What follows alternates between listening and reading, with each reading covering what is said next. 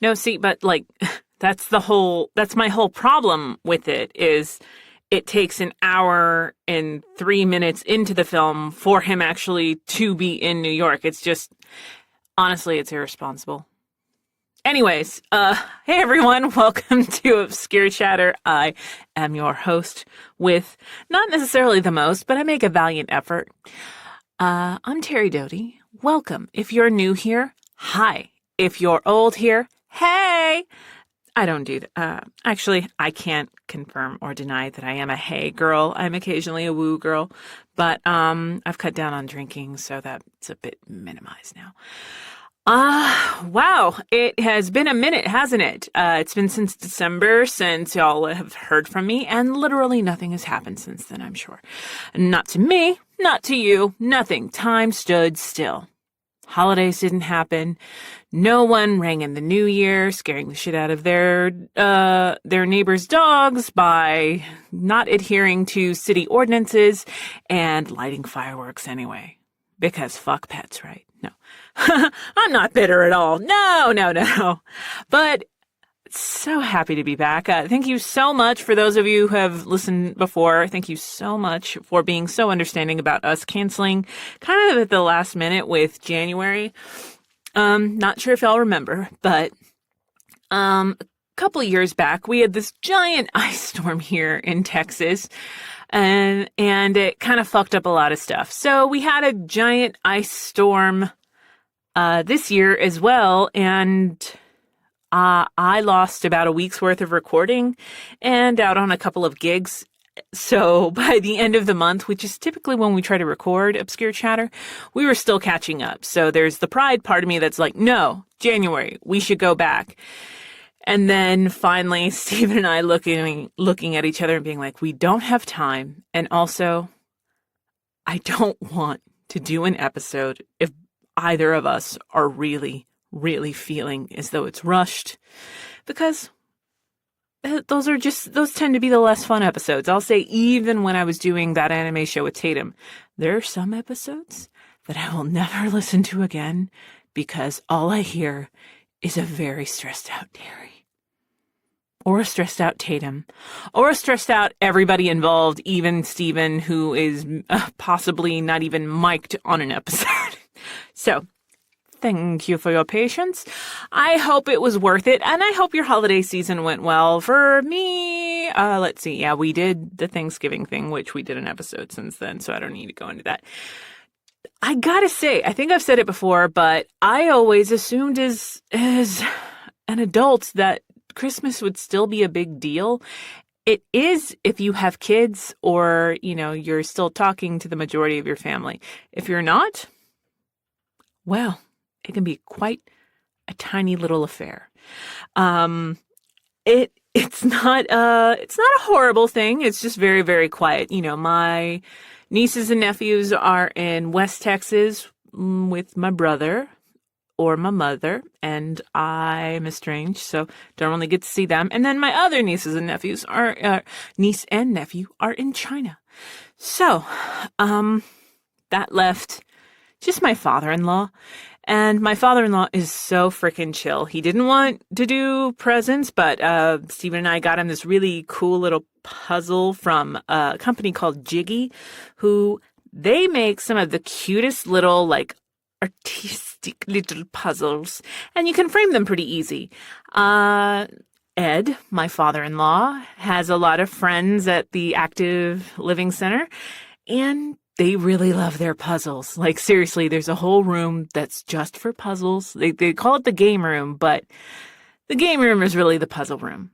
And, it's to the point where kind of saw something during Thanksgiving where this older woman came up to Ed and Ed's best friend, Cassette, and went, oh, by the way, you guys did a really good job on that horse carriage puzzle. And they went, yeah. And they're like, we already moved it. And you saw Ed and Cassette kind of look at each other and go, you moved it? I'm like, well, it was just taking up so much space. So we figured since you guys probably took a photo of it and were able to gloat about it, that we went ahead and put the puzzle back. And now we're starting on a new puzzle. And they're like, we hadn't. taken photos yet. And we were going to show Terri and Stephen the puzzle. Like, oh my God, I'm so sorry. I had no idea. And there was all this, like, I don't know, it was weird. This puzzle drama, which, like, wow, I don't even know what to do with that. So we, Stephen and I got Ed, and I guess to a lesser extent, Cassette, a new puzzle. And you could tell they probably finished it within a couple of seconds of sending us this photo, because it's all this proof that the puzzle was completed. And then, Ed quickly got a frame for it. And so it's just hanging out in his house. Again, Jiggy. Check out Jiggy. I think it is Jiggy, not Jiggly. Jiggy. Puzzles. Really cool puzzles. They're a little expensive, but if you have someone that is apparently ride or die for puzzles, invest in a decent puzzle. I'm telling you, I keep saying puzzle, maybe too much. But I gotta say, I was just going to go to a place and get puzzles, which anytime I can, I physically want to buy something for someone rather than kind of take a gamble on just ordering it online. But it's the exact opposite when it's me, unless it's clothes. I am a thickums madam. I do not shop online unless it is a style and a pant from a place that I have shopped for many a time, which is never, because the sizes constantly change. But we can get into that never. But there is apparently like this whole culture about like, oh no, this puzzle company, their quality went down around this time and blah da do da blah blah blah. I don't know. It's bananas. But I was so terrified about getting the wrong puzzle that I think I paid a little bit more because I equate paying more with quality. And this is one of the times that luckily I was right, because I got a puzzle for myself and Steven when we were in Vegas. And it's just the video. It's the movie poster for my favorite Fulci film, The Beyond. And we have yet to remotely be close to finishing it, to the point where we got frustrated when we were getting ready to have a party a couple weeks ago that we just threw the pieces that we had ready and threw them into the box and we'll start again. But they are a little cheaper, you know. It's not gonna lie, I'm like, I guess I see a difference in the quality. Yeah, it's a little bananas. But Ed liked his puzzle. And aside from that, let's see. Yeah, we had a nice little meal again at the Active Living Center, which is odd because it was quieter than it was Thanksgiving, but yeah, it's a little cafeteria style. And I mean, I'm around a bunch of grandmas, so it's a bunch of grandmas seeing my green blue hair and going, you know what? I had no trouble finding Ed's table today because of the hair. Like, ha ha ha. Like, was that hard to do? There's a weird thing about when you dye your hair, what is quote unquote a wild color. I mean, it's 2023. Like, I don't understand why this is a big deal anymore. 'Cause it's not. It's stupid.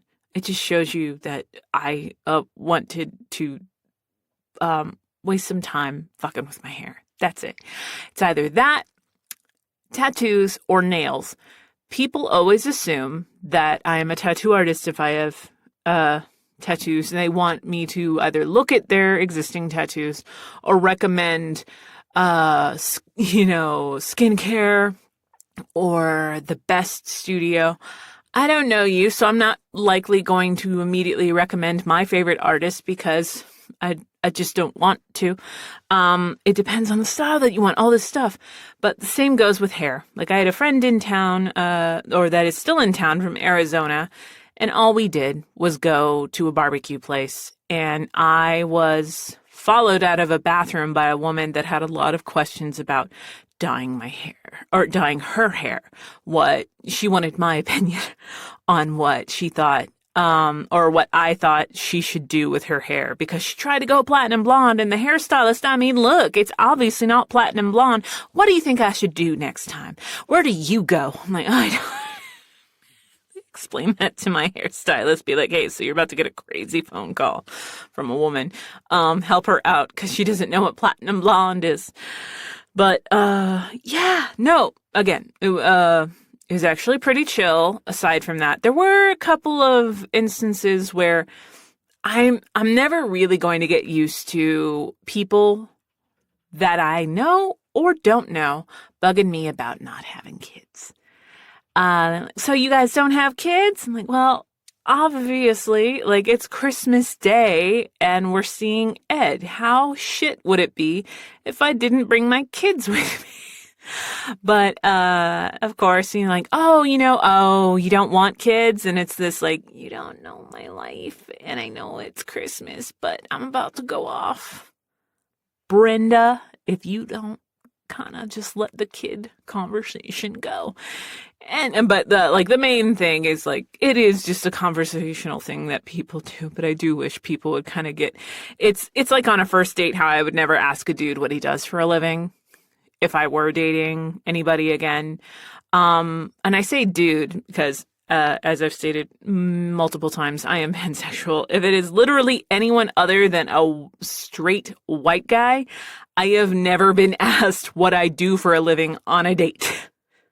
At least the first couple of dates. It's when, it's about date 3 when you decide whether or not you're going to, make out or more, that you start being like, oh, so like, what do you do? Are you a murderer? I thought I should know that now. Now that hit the pop screen. Now that I'm about to spend a little more personal time with you around less people. But yeah, stop asking if I have kids. If my kids are not with me, assume I don't have them or I hate them. Or don't. I don't know. There is no correct way. Again, usually if it comes from a really good place, I'm pretty chill about it, but it is interesting. And I thought about sending something to nieces and nephews, but sending stuff to China is hit or miss. My brother-in-law's kind of hinted, he's like, don't bother. We can't even send him certain images without them just kind of getting taken out before they actually get to my brother-in-law. But that's a story for another time. Yeah. And actually, speaking of that, I found out after over 3 years of not seeing my brother-in-law, they're going to be coming back into the States. For those who don't know the story, my brother-in-law, David, and his wife, Karen, and their 2 kids went to China for a visit in late 2019. Karen's family is from China. And what happened because of the pandemic, that is still very much going on. But this was at the beginning stages of it. They got kind of stuck over there. Luckily, Karen had connections, and David's architecture firm was very, very understanding. And let him, and continues to allow him to work remotely. He informed us that they're going to be able to visit, to which we're all like, going to visit? You're not coming back. I don't know. They've been gone 3 years. I have a 4-year-old niece and a 6 or 7. You think I should know what my niece and nephew's ages are, but I don't. I have other nieces and nephews, and I don't know their ages either. I'm horrible. I'm a horrible aunt. I give great presents, but yeah, I don't remember how old you are, and I'll still correct information even though you're a child. Like asking my nephew Julian what his he said he loved whales, and I asked, what's your favorite whale? And he told me it was a killer whale. And I decided to inform him that the killer whale is not a whale. An orca is the largest dolphin. And that went over about as well as you can expect. But yeah, so my niece and nephew in China, Jaden and Jessica, they have been living there and going to school there. So I don't know if maybe David is coming to kind of like wrap some stuff up. We'll see. But, or if he's really going to look at possibly staying. I can't imagine being in another country when the world went to complete and utter chaos for a while. And, you have a house, and not to get too real, but that's what I do on this show. Again, if you're new, welcome. But my mother-in-law, David's mother, passed away while he was gone. I mean, just a lot of shit happened while he was gone. So it'll be interesting to see him come back for a little bit. He'll be back for about a month, and that'll be interesting. And I also kind of had to be like, oh, man, can't wait to see you. The first 2 weeks that you're here, I think we're going to be chill for a while. Just flying, all that stuff, all that. Like, I'm still very iffy on big crowds. A lot of people don't wear masks anymore, but I do. We just had a little birthday party for Hoff a couple weeks ago. He turned 45. And looking good, Hoff, who is recording this and doing his homework. Because my dude is going to school to get his master's. But we're like, okay, we're going to have a small get together, and we're only going to invite people that we know aren't dicks about masks or vaccinations. So, there were less than 10 people there, if that tells you anything. But yeah, so looking forward to seeing David, but it's going to be interesting. I also just know, excuse me as I get some water mid-story. I also know that their vaccinations are different. David has said that, or hinted that their vaccinations aren't as potent as ours, and he's been like trying to like double check information that the news there in China is giving him compared to ours. And we've actually gotten into arguments about some stuff. It's interesting and weird at the same time. I don't know. But yeah, so those were our holidays. And that was Christmas. We chilled out. We still do fried chicken. Love having fried chicken. And I got that tradition from Recovery of an MMO Junkie. And it is a Japanese tradition. Fried chicken is kind of like December turkey. I don't do ham, but yeah, fried chicken was good. And the only person that really got a gift from us aside from Ed was our dog Willow. She got a stuffed raccoon that she destroyed about 5 minutes later. I think she liked it. I don't know. Maybe it's time to get her another one. But yeah, New Year's, it was pretty chill, I will say. And again, not to get too heavy, but here we are. We did realize a while back, for those who don't know, we do recognize the loss of a pregnancy that did not go according to plan. My apologies if that triggers anybody. A few years ago. And we realized that if things had worked out and everything, that about December 29th or so is when that child that we refer to as BB, so that's basically her name. We like to think that it was a girl, talked about it a lot in therapy, and that's where we've landed, is if things had worked out, we'd probably have a daughter named BB right now. And we decided to actually, rather than kind of focus on when things didn't turn out the way that we thought they would, and thought about when BB would be born. We found out, December 29th. So we lit a candle and kind of just put some really positive energy around us, and talked about just how different our lives would be, but it would have been a good different, and it was actually really freeing. I think we're going to keep up that tradition. It's not always easy to think about, and there's still a lot of unprocessed trauma because the timeline was, we were trying in 2019, got pregnant in early 2019, and miscarried in 2019. And then a couple months later, all of us, Stephen and me and our dog Zoe at the time, we got locked up and started doing masks, and a global pandemic, COVID happening, loved ones dying, and all this stuff where I think we kind of pocketed our trauma for a while. So it's only now, as some people continue to think about or continue to ignore the fact that COVID is still very much a thing,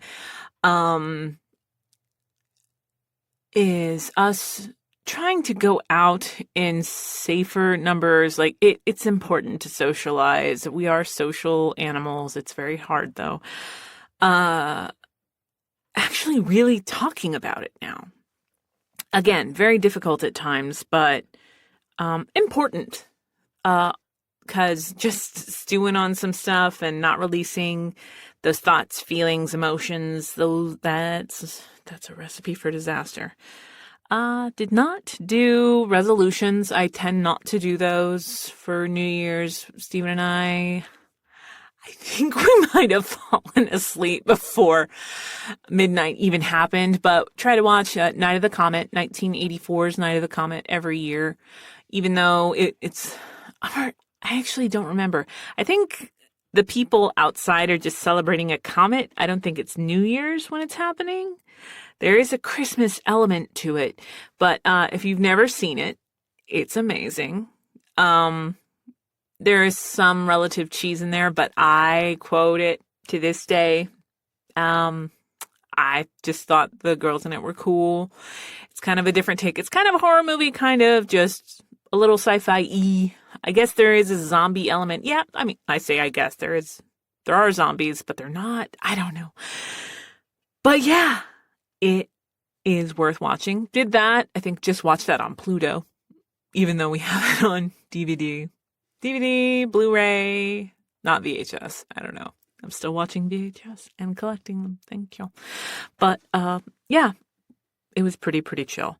I gotta say, we keep saying that we're going to decorate, and I don't really decorate outside. I remember that being a big deal growing up, especially when we lived in a trailer. Not really when we started living in houses. We didn't really decorate the outside. But I think I put up my wreath. I used to make wreaths for people, and I'm considering doing it again. If someone can help me put together a Keanu wreath, that would be great. But yeah. As we started the new year, it's like new year, not new intentions, but just new motivations to get some shit going. I have been asked about writing my second book for the longest time. And before I took this copywriting job last year, that took up most of last year, I was pretty close to finishing my second book. But after a year of being away, it's been kind of slowly piecing together where I was. I'd also moved my office, so all my notes are just all over the place. And I unfortunately just couldn't remember certain key points that I was going to change within some drafts. So I've been rereading all of my notes. And it's been going really well. I've been talking to another friend who's also writing a book at this time. And it is really nice to be writing stuff that you are truly excited about. I will say, I wrote for a live video commerce show for the last year. The first 10 months. Yeah, some change. For an ad agency where I loved my hosts and I loved my crew mostly. Uh, I say mostly. I made a lot of really good friends, that I still keep in contact with, even though it's been a few months now since I quit. But there really wasn't a lot of art to it. It felt artless because when you really enjoyed something, it went through about 20 rounds of revisions, and kind of killed the joy of writing it. What is a very simple premise. It's, hey, here are products. My actors are going to tell you about them. They're going to seem super excited because it's live video commerce, and maybe you'll buy it. Hey, great. But that got a little complicated toward the end. If you don't recall, I highly recommend you listen to the past couple of episodes to get a little more intel on that. And just, with that in mind, not even heard through the grapevine, but I think it's been interesting to keep hearing about stuff as after I've left from multiple sources. I've been writing endorsements and recommendations for people that I worked with, which I'm happy to do. There have been a lot of layoffs throughout the world, and the agency that I worked for was no exception. I think if I hadn't quit that I would still be there, but I would be the most fucking stressed I've ever been.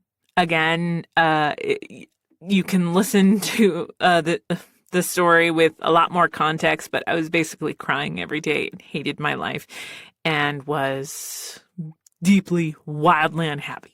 So I got out of that. I missed the salary.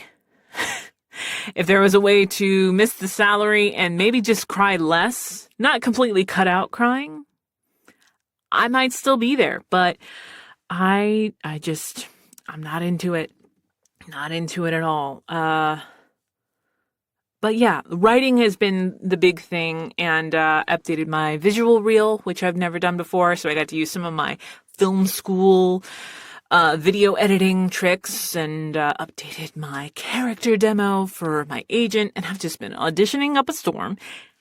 And was really cool last year, and coming into this year also cool, is revisiting characters. Last anime season, fall anime season. Yeah, wait, we're in winter, right? Yeah. The fall anime season, I got to return to a character that I started in, I think, October 2020, which is Suki Uzaki in Uzaki-chan Wants to Hang Out. Or Uzaki, however you say it. I never had to say my own last name. Or I don't think I did very often anyway. If I said it wrong, shut up. Just shut up. I don't care. None of y'all say my last name right, so let it go. Okay, many of y'all say my last name right, but please just focus on the cool parts of dubs, which is that it makes it more accessible to the masses. Stop gatekeeping. And it's a language option. Read it if you like. Read the subtitles and miss some of the action. I don't feel a certain way about that or anything like that. I've only been doing this for about 15 years, but anyways, moving on. So returning to play Monica's mom in that has been a lot of fun. I've gotten a lot of interesting artwork sent to me. I don't kink shame. I just, please don't be surprised if I don't hang up certain things that I get. But I keep it. I keep it all. Even the hate mail, for evidence. But this winter season, I got to return to a character named Me, who is the leader of the Flame Emperors in Bofuri. Or Bofuri. I tapped the R. I don't remember the full name, but if I say Bofuri, you know what I mean. But this was a show that the first season we actually had to stop because that was at the beginning of the pandemic, and Funimation / Crunchyroll wasn't super equipped for full remote recording the way some other studios were. I was remote recording with other people, and I have a double-walled whisper room at home. That's where I am right now. You're currently listening right now. You're in the Doty-Hoff booth. We used to have a studio name, but we don't use that anymore. Doty-Hoff is cute. Stephen Hoff, Terri Doty. Bam.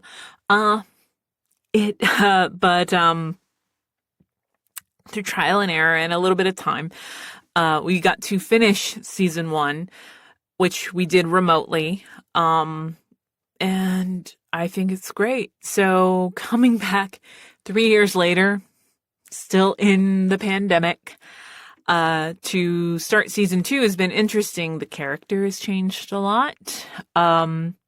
But not really. We just got to see we're getting to see a little bit more of why she is so easily stressed by a lot of the burdens that come with being a leader.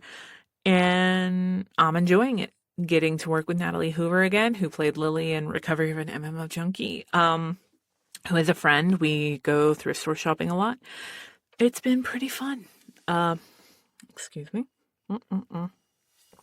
Oh my God. I don't know what that. Don't know what I did there. Excuse me. But another thing that is has recently moved to Crunchyroll. Actually, 2 things. Wave Listen to Me is now on Crunchyroll, so y'all can stop asking me as if I was just holding it back from going to Crunchyroll. But the dub and sub, which Riho Sugiyama is amazing in the Japanese. You never hurt my feelings when you don't watch the dub. It's when you tell me that the dub is useless that you and I are going to have a problem, because it's just intentionally antagonistic. Just humor a bitch if you don't like dubs. Just humor me. It's a language option, for God's sakes, and I get paid whether or not you like it. But yeah, Wave Listen to Me is on Crunchyroll. Also, Volume 9 of the manga just got released. And it's if we do more, I will be shocked for the anime. But it's a great series. Watch the manga if you can. And the Laughing Under the Clouds continuation movies, which were actually not done by Funimation or Crunchyroll. Still getting used to saying Crunchyroll.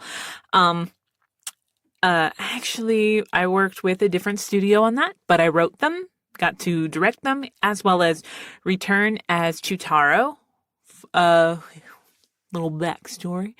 In fall of 2014, Funimation was doing something new called broadcast dubs, which are now called simuldubs.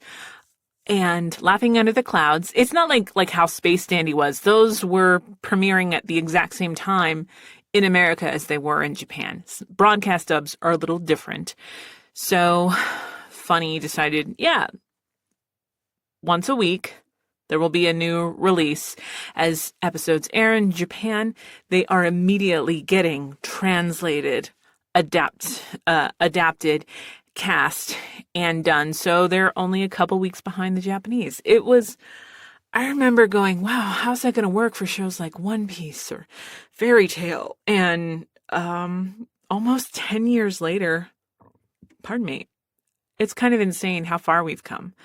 I'm just baffled by that. But the first one, technically, some people will argue with me on this, is Laughing Under the Clouds, starring Chris Waycamp, Dave Trosco, moi, Joel McDonald, who also directed it, Colleen Klinkenbeard, Eric Vale, Ian Sinclair, Jamie Markey, Morgan Garrett. I know I'm forgetting people, but it's a phenomenal show. And J. Michael Tatum wrote the adapted scripts for the initial 12-episode series. So for that to come back, Tatum just couldn't make his schedule work to adapt them. This scripts, and the manga wasn't available in the States yet. It's slowly getting released here now. which is fun to read, but I will say I really have a complaint about like seeing like the Kumo jackets and seeing like the words very like bold and in English over these really cool symbols that mean Kumo in Japanese, just having the giant English translation of it just bolded over that really cool jacket. I wish that there was a different way that they'd done that.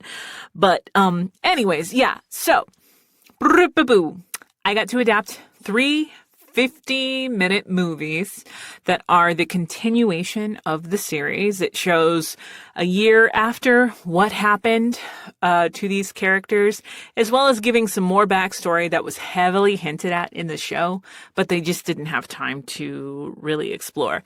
And then the second movie is an exploration of the Shirasu character, and the third one is a full continuation after,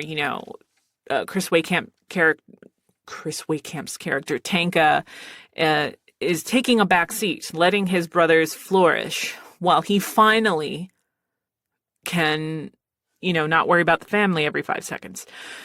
Monster fighting, badassery, and here's a weird thing. Like with the shows, the sessions that I directed, I also engineered, which is terrifying. It's very, very hard to do. So it's directing an actor and recording their lines, matching them to picture.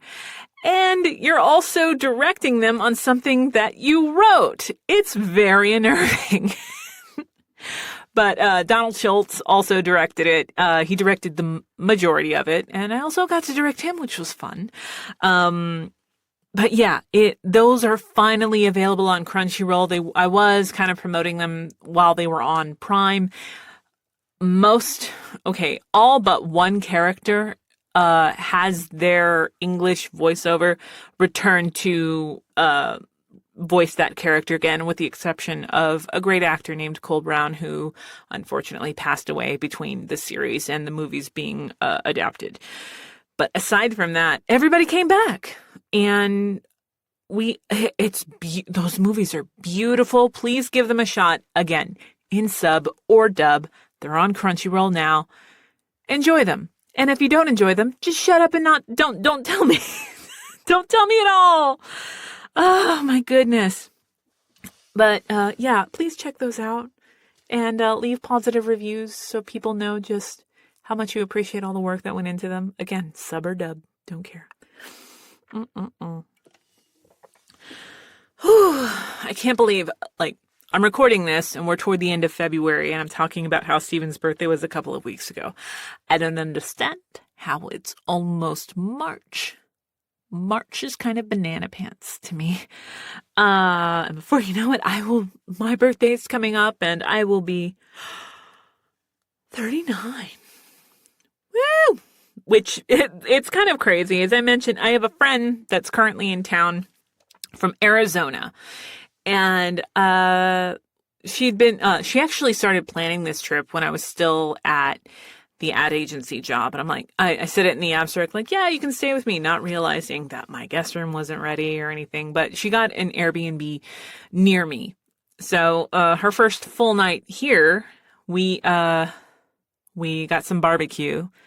She heavily lamented that Arizona is not known for their barbecue, which kind of shocked me. Maybe she's just not going to the right places. Same with Mexican food. I mean, you were spoiled, definitely, living in Texas. Phenomenal barbecue, phenomenal Mexican food, and Tex-Mex. They're not the same thing. If you're curious, they are not the same thing at all. But yeah, I don't know. It's kind of crazy because I have known Autumn. I have known Autumn since I was 14 years old. So again, I'm about to be 39. Autumn's about to be 40. And just kind of being like, oh my God, bish, we've known each other for 25 years. And this is actually her first time meeting Stephen. She almost kidnapped my dog Willow because Willow's obsessed with her. But just like Stephen's like, oh my God, I get it. I get this friendship. And Lindsay is one of those, pardon me, Lindsay, last year, she's like, did you know for $300 you can change your name? She changed it to Autumn Moon. And I'm still playing with that, but I'm trying to do better about that. I even changed it in my phone, but it will take some getting used to because, again, I've known this person for 25 years. So Autumn has been very, very patient, I'm sure. I introduced her to Stephen. I was like, Stephen, Lindsay, Lindsay, Stephen. And she's like, actually? I'm like, oh, no. Like, you could have told me beforehand. We've been texting for months and you've been Autumn for a year. Come on.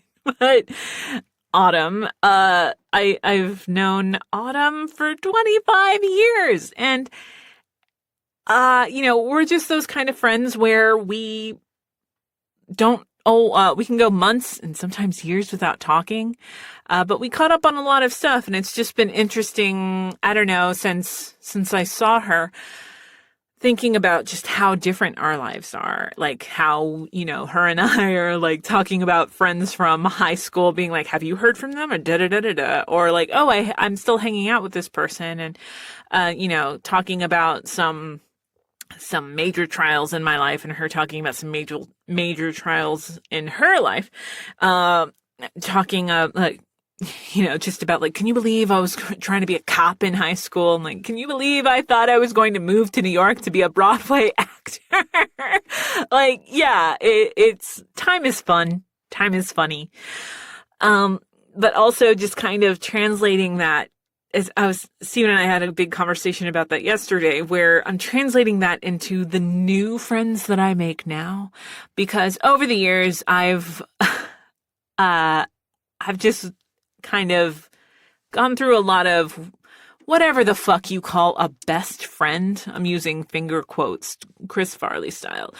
Best friend, where at a young age, I was moving around a lot. So my best friend changed because I moved. I would try to stay pen pals with people and that shit, I don't know. For me, I'm like, man, the movies lied to me. This seemed to be a lot easier than it actually is. And then around junior high, I was doing like junior high, early high school, doing AIM and shit. But I'm like, I wish I'd had that with a couple of friends because I just hope they're okay, but didn't have that yet. Sorry. But best friends change and just friendships. There's friends for a reason, friends for a season. Sometimes it's actually really hard to kind of admit when you're done being friends with people. I've never felt that way with Autumn or my friend Emmanuel, who I've known since the 7th grade. And I love him so much. And I would do anything for him at the drop of a hat. But like, I've never ever been like, oh, I guess we're not friends anymore because we're not hanging out. But, like personally for me, my best friend of 15 plus years, we just kind of fell out of phase. And that happened during the first year of the pandemic. And that's been really hard to deal with, kind of being like, well, is it more personal than I think it is? It's okay to be hurt. I honestly just hope that she's okay, but I can't just really, keep dwelling on the fact that we're not friends anymore. Even though we were friends for a long time, that shit happens. So as I make new friends at almost 40, it's been interesting kind of finding myself being nervous about letting new people in. So when I'm connecting with Lindsay, when I'm connecting with Autumn, I'm connecting in a way that is connecting very heavily to the person that I used to be and us totally vibing on who we are now, which is not always the case. You can hang out with people you haven't seen in a while and go for a beer with them and be like, this beer is taking too fucking long to finish. Gotta get out of here. That was not the case. Autumn and I drank a decent amount, just kept drinking beers, watching The Craft and little 15-minute horror movies. that like on YouTube and shit. She showed me some, and I showed her a couple of other ones, and then we just watched Key and Peele sketches. This is all in the middle of her trying to also steal my dog Willow.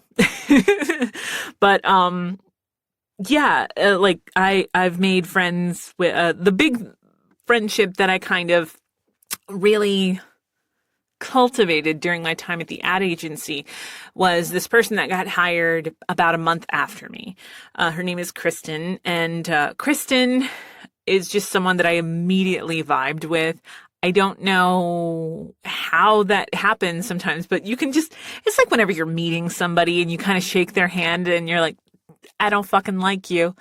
It was the exact opposite of that, where I'm like, man, I just want to split a Topo Chico with this bitch, which she's obsessed with Topo Chico just as much as I am. We make some of the dumbest jokes. She convinced me to watch Euphoria, and I'll never forgive her for that. But I've made her watch weird shit too. So there's that. Actually, I've given her and her husband Travis homework. They need to watch my favorite Michael Fassbender movie, which is called Frank. If you haven't watched it, please do. It's wonderfully weird and amazing. But yeah, like just, it's been kind of cool. I don't know. I've been going through not like a change or whatever. It's just obviously, around this time last year, I thought I'd given up a really big part of what most people listening to this podcast know me from, which was voice acting and full creative writing. Because I'd say as a senior copywriter, I only had one client with this ad agency on one long-standing project, which was a live video commerce show. I loved my actors, but I did find myself when my actors were talking about other gigs, I'm like, man, I miss that. So it is nice to kind of be re-falling in love with it. Like, I've been recording a lot. So fucking grateful for that. Auditioning Up a Storm. Again, really cool. My agent is also like, oh, thank God I don't have to keep telling people these really obscure times to record at night. Woo! But it's been kind of interesting to be re-falling in love with that and revisiting the books, but also making new friends that get it. Like I don't have to keep explaining the weirdness of being a creative in a way that I kind of felt that I did in the corporate world. Which is so funny because we're all creative, but we're all creative in this like,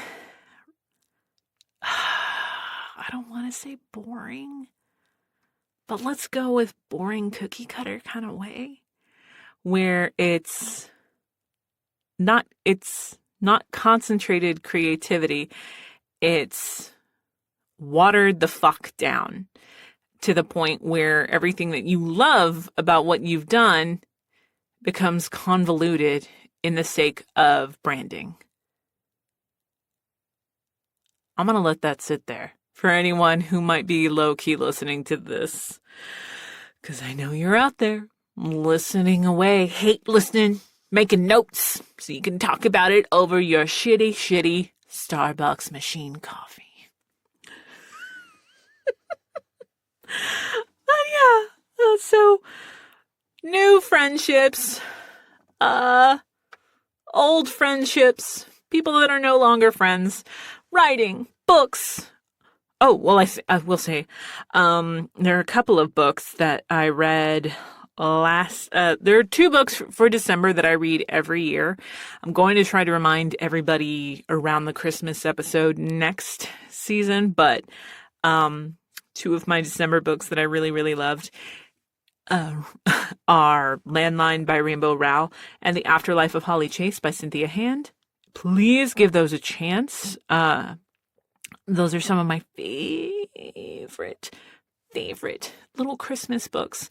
I think, obviously, like it's no secret if you are familiar with who I am before this episode of the show, I'm really into horror. I read horror and I love science fiction and fantasy, but I really like slice of life and romance too. So there's a little bit of that with the Afterlife of Holly Chase. It is a really cool take on the Scrooge story, and Landline, it's a magical phone. time travel through a phone. Check it out. Rainbow Rowell. Also, she writes for She-Hulk, as well as does the Carry On series, which is an offshoot of one of my favorite other books by her called Fangirl, which is being adapted into manga, which is also really, really fun. Please check those out. If you check out anything that I recommend, please let me know, because I love geeking out about that stuff. I will say that's one really weird thing about I don't know if you would call it a friendship breakup. I'd say like it's a phase out of a relationship. I don't fucking know what to call it. Let's call it a friendship breakup. Why not? But my bestie and I, she was my bookstore buddy. She was my person to talk about pre-orders, new releases, about like going to author conventions, to meet people. Like, she was my person. And Stephen goes to that with me too, but he's just not obsessed with it the way that she also was. Like, I'm pretty obsessed with reading. I read 5 to 7. Nope. It's gotten worse because I am a speed reader. About 5 to 9 books a week. It does help that some of those are contemporary. Whenever I am in the middle of writing, which I am now, I try not to read what I am writing. So until I'm finished with this draft of my second book, which is book 2 in the 11th Hour series.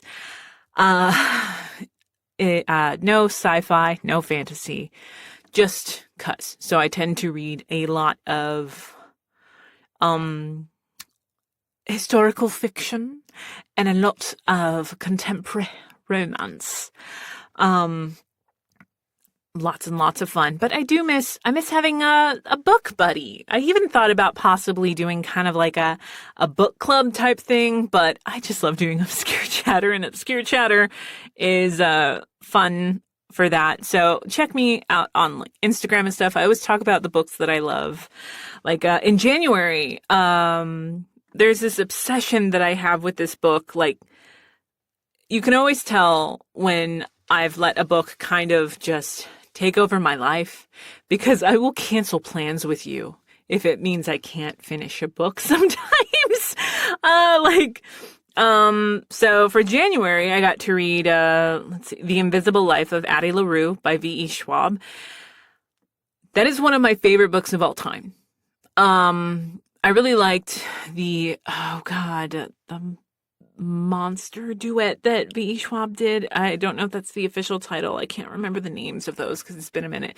But The Invisible Life of Addie LaRue follows a woman that basically can never be remembered. From the 1700s to present day. And her just having to navigate what it is to be someone that you forget the second they are no longer in eyesight. And also being a woman during some pretty intense times. And, finding someone that actually remembers you. What do you do with that? It's a phenomenal book, and I don't think I'm selling it very, very well, but I cried a couple times. It's great. And then, what is it? Bridget Kemmerer? I think I'm saying that last name right. I've read at least 8 other books by this author, Bridget Kemmerer, and Defy the Night finally started. It's kind of like a take on this, Robin Hood, folklore, all that. She did a really good 3-part series that was a Beauty and the Beast retelling. But I also like her contemporary stuff. One of my favorite books by her is Letters to the Lost, which is also good. I'm not sure if you've gathered this yet, but I really do like YA and new adult romances. So that's good too. Another fantasy series is by I think she's Irish, and L.H. Cosway. It's a foretold series, but that's a little like sneaky too.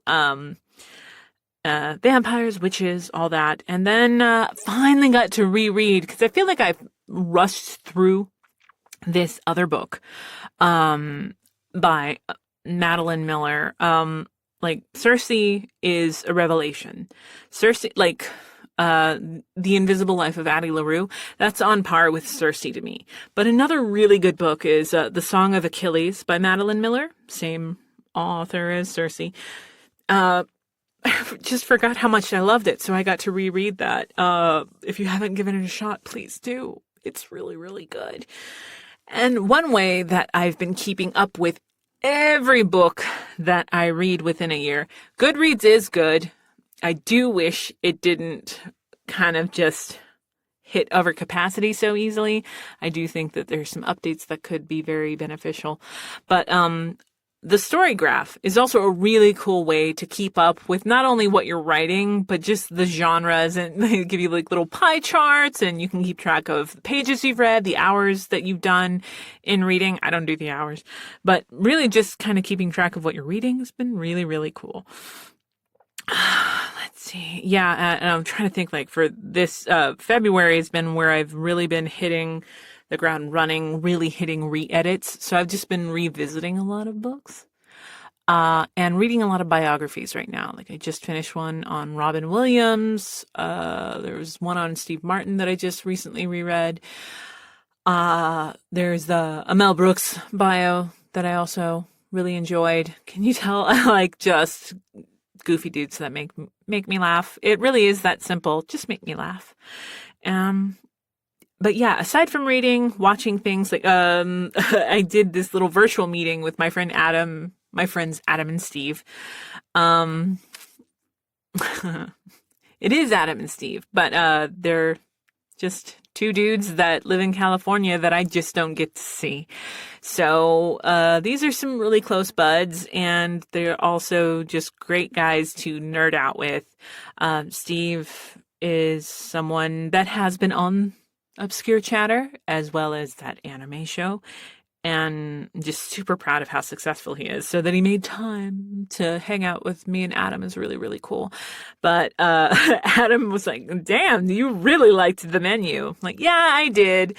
The movie The Menu, it did seem like it was getting really hyped, but I saw like just a couple of clips on TikTok and went, I have to see this movie now.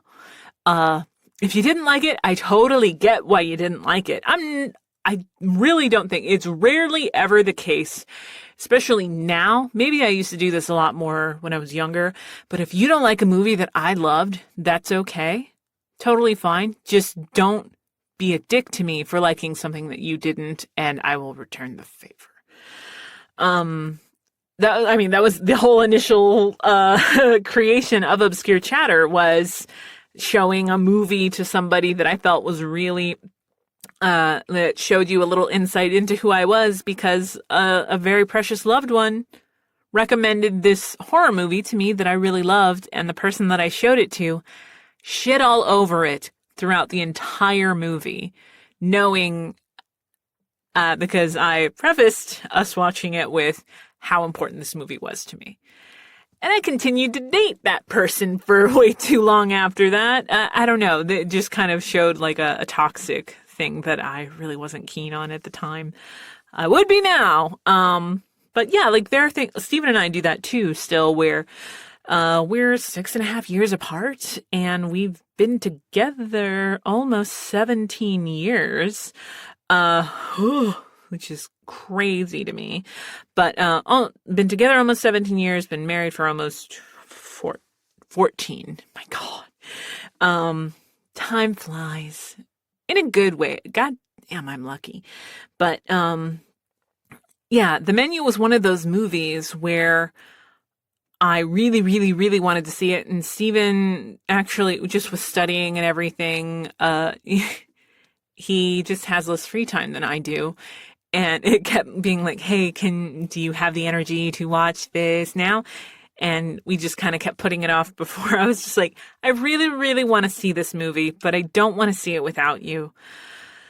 But if we don't see this in the next couple of weeks, I have to watch this without you. And he loved it. I loved it too. It was so good. To me and Stephen. If you didn't like it, that was fine.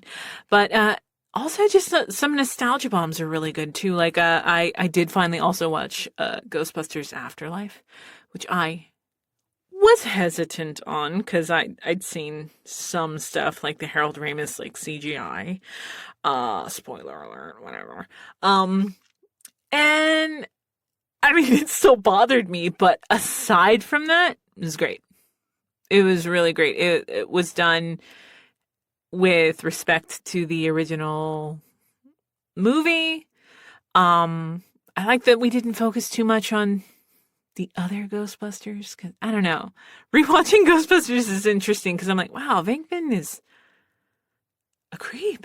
I used to think he was so cool, and now I'm like just uncomfortable with just how lecherous he can be in certain scenes. But yeah, it did really, really well. And, you know, what was it? Was it Jason Reitman? His father did the original movies. It was all done very, very cool. It made me cry a couple of times, honestly. So yeah, watch it. Also, another, not remake, but we did watch, it only took 10 years, but I finally watched the 2013 Evil Dead, and I didn't like it. And that's all I'll say about that. I'm sure there are more movies, but another big thing is rewatching stuff. Like, I've recently been rewatching Once Upon a Time, which it's really cool because I've connected with a few actors that were on that show, and just, you know, hearing how much they love it and how important it was to them too kind of also adds to just how cool that show is. Sometimes it definitely panders more to like fan fiction type of stuff, but I don't care. It's fun. Sometimes the green screen acting, you know, and it's not the fault of the actor. It's that they're so obviously acting in a, like, what is supposed to be this giant palace room, but it's a blue screen or a green screen. But that's not on them. I did initially make a note to talk about Doctor Who when I was going to do this episode in January, because an interesting thing that was happening is I'm a big Doctor Who fan. I've tried to watch the classic stuff. It's not for me. My dude grew up with the classic Doctor Who stuff, so he would sometimes be like, oh, it's this, blah, blah, blah, blah, blah. But Chris Eccleston, I wish that he'd played the Doctor longer in the initial reboot or restart of the series in 2006, but I am obsessed with David Tennant. And Matt Smith. Matt Smith, I was worried was going to be too young-ish to play the Doctor, but he's phenomenal. But I do remember initially watching whenever Capaldi came in, I felt like he was too angry. And so I kind of stopped watching it. It's been on HBO Max, so I've been watching it again. And I will now say, I think Peter Capaldi's my favorite Doctor. Which, hey, growth as a person, because there are things that his Doctor specifically has to deal with that it's like, whoa, like this really does, like, it didn't make him the Doctor like a love interest to this like human girl. When you think about the fact that, what was it, like Tennant's Doctor is like 900 years old, Capaldi's is over 2,000 years old. So even when these doctors are like 2,000, you know, like they look like they're not 2,000 years old, it's really weird for them to like have love interests that are maybe 25. Whatever. I mean, I was definitely enthralled in the Billie Piper, David Tennant, like Rose Doctor thing, but it's a little weird that she just went, okay, cool, there's a clone of him. All right, fine. But anyways, whatever it is. But Capaldi is fantastic. I cannot, and it pains me to admit this, I can't watch the Jodie Whittaker ones. I tried, and it just, I see why some of my friends, especially some of my friends with kids, are really into the Jodie Whittaker stuff. It just feels like it was written as like an American's like studio's like take on Doctor Who. It ignored kind of everything that came before it. And I feel like all the actors suffered because of it and the characters. I just couldn't watch it.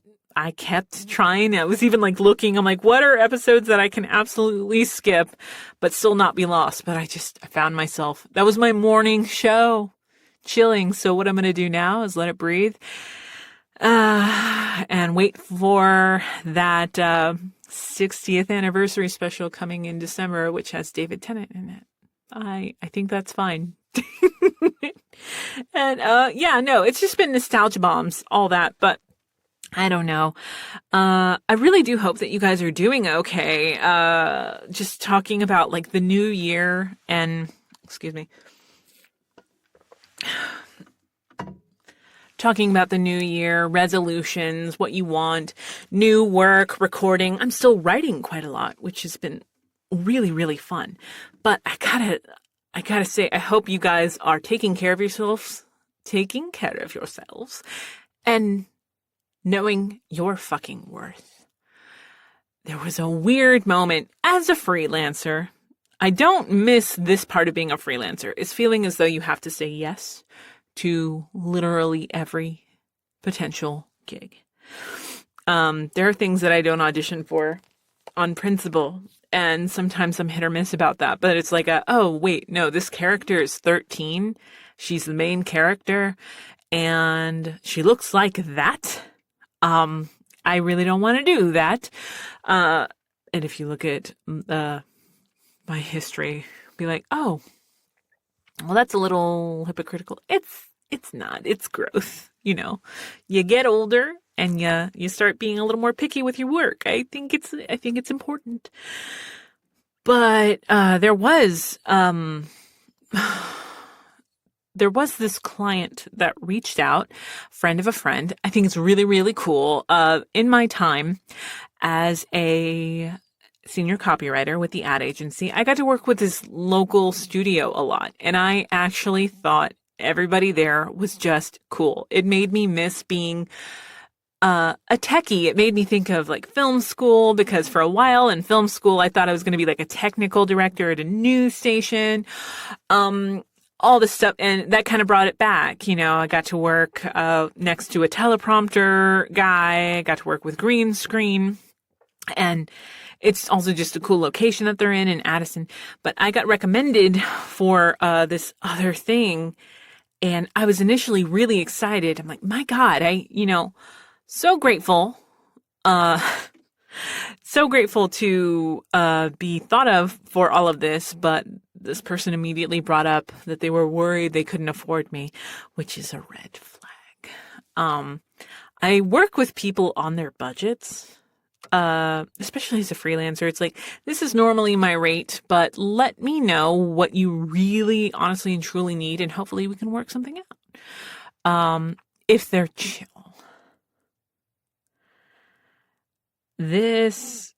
I don't know. I asked for more information and I kept getting answers to questions I didn't ask and no answers to the questions that I did ask. And they still skirted the issue of money. But I've been doing this new thing where when we initially talk, I record it. That's something from working in the ad agency. You always had to kind of be like, no, that didn't happen. And be like, yes, it did. I'm like, I literally have a recording of the conversation. It got that bad toward the end of the ad agency stuff. So I hopped into my booth and took the initial call as well as follow-up calls. And I had Word transcribe it all. And any mentions that this potential client had, I Googled, which I'm glad that I Googled, because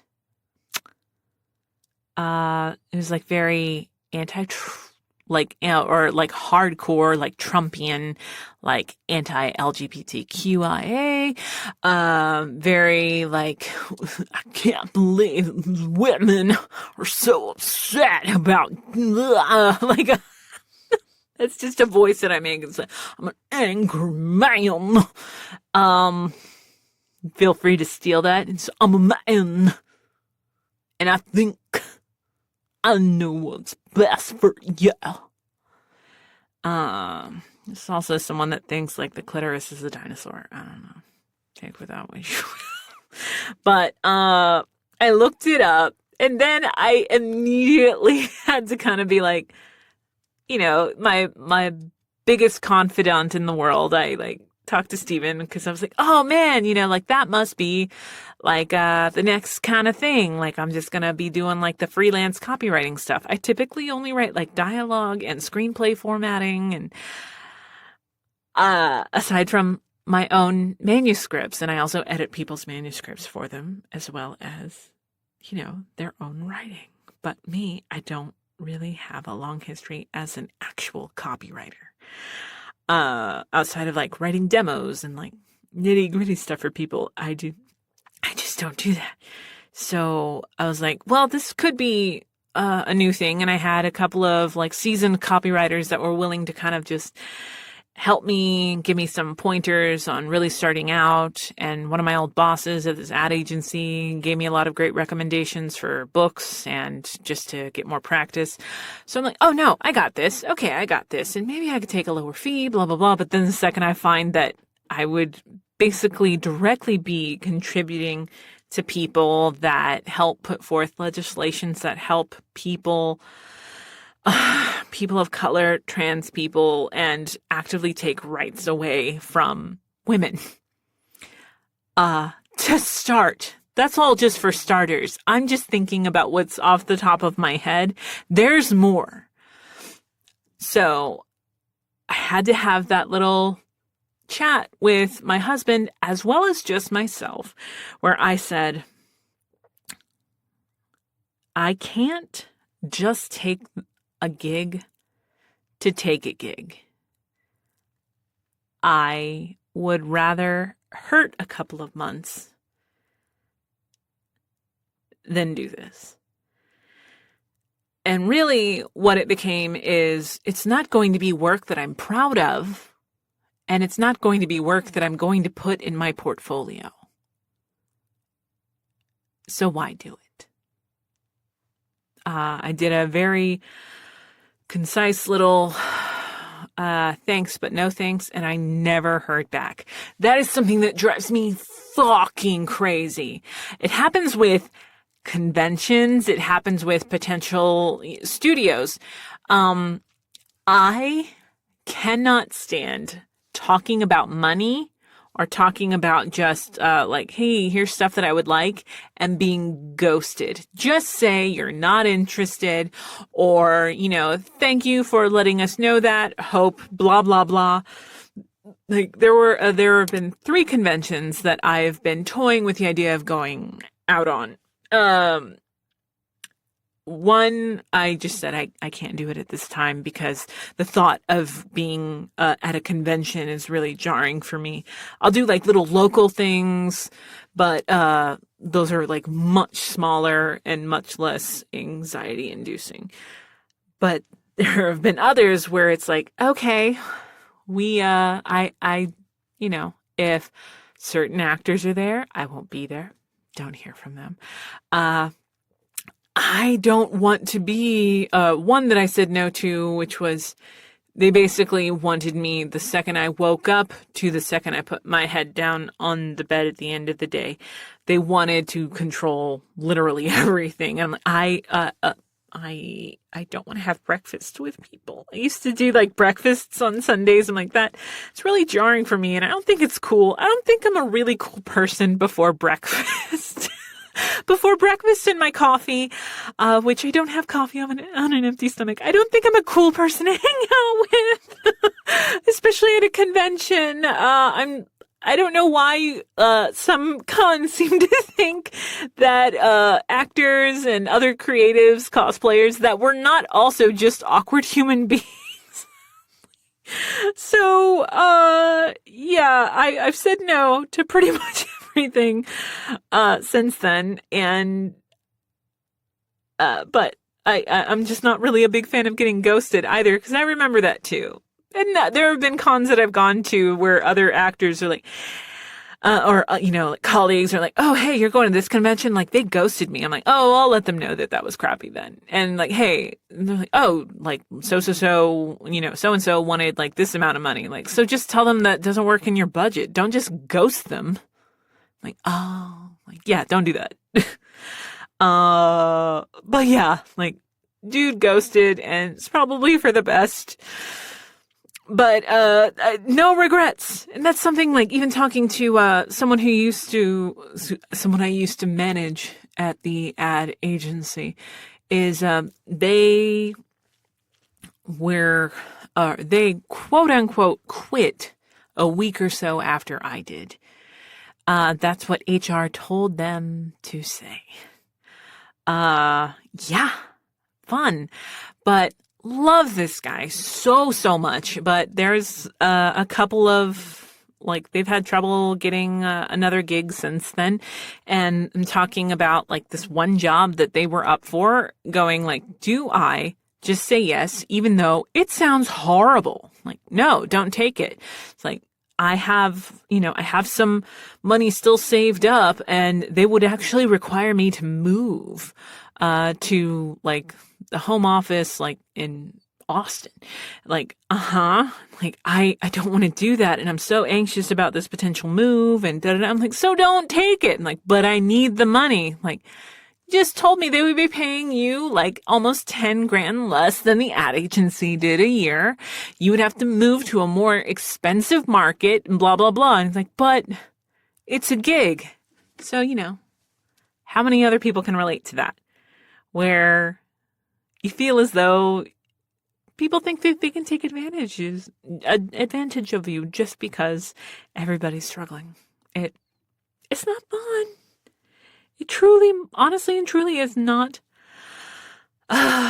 cool beans, party town, banana USA. I don't know.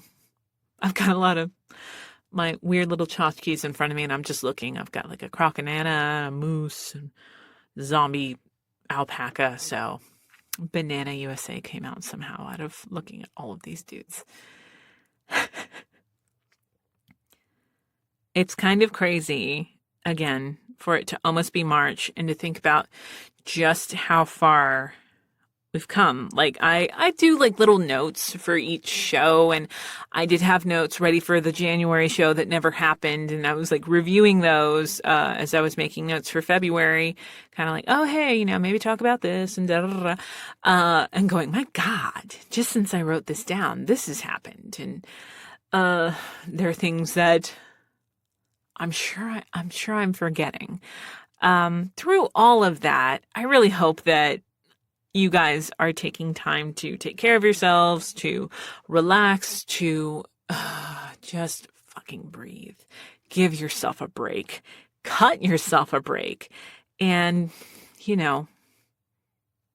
hoping that you're not in relationships that are unintentionally toxic. Let go of friends that are only friends because you've been around them forever. If a book is bad 60 pages in, stop reading it. If it's on digital, give it 20%. And if you're still not loving it, stop reading it. Stop wasting your finite amount of time on bullshit. Unless it's a good, cheesy, like, read, or you like some smut. Read some smut knowing it's bad. I think it's just as important to read some bad stuff, especially when you're a writer. Like, read what you hate, too. Why not? But it's research. It's fine. Write it off. But and with that, like, hearing me right now, I'm hoping that it's coming from a good place and hitting you in all the right feels. If not, my apologies. If so, you're welcome. So grateful to continue to be allowed to be a part of all y'all's lives. And March, no idea what March has in store, but we will have a new episode in March toward the end of the month. Until then, I just really got to say, again, thank you. This is our first show back. Our first show of 2023, which is still really hard to say. I keep seeing stuff for 2022 and being like, oh, that must have just happened. Like, it's 2023 now, bitch. Oh, right. But, yes, for those that have continued to donate via Ko-Fi and PayPal, you guys are bananas. Thank you so much. But the best way that you can contribute is to continue to listen to my goofy ass and, try to leave a nice little review here and there. That doesn't hurt either, So, like, allude to some, like, crazy shit. Like, 5 stars. Terri Doty saved my life by giving me the best recipe for chili. This chili will save the world, with I don't know, magic beans and crocananas and Surf Party USA. I don't know. It is official. The booth madness has set in. As we wrap up, I just want to say, how many times have I probably said that? As we wrapping up, closing things out, boo-doo-boo-boo-boo. Again, thank you guys so much for listening. We'll be back in March. Until then, read good shit, watch good shit, and just, try not to be a shit. And until next time, bye.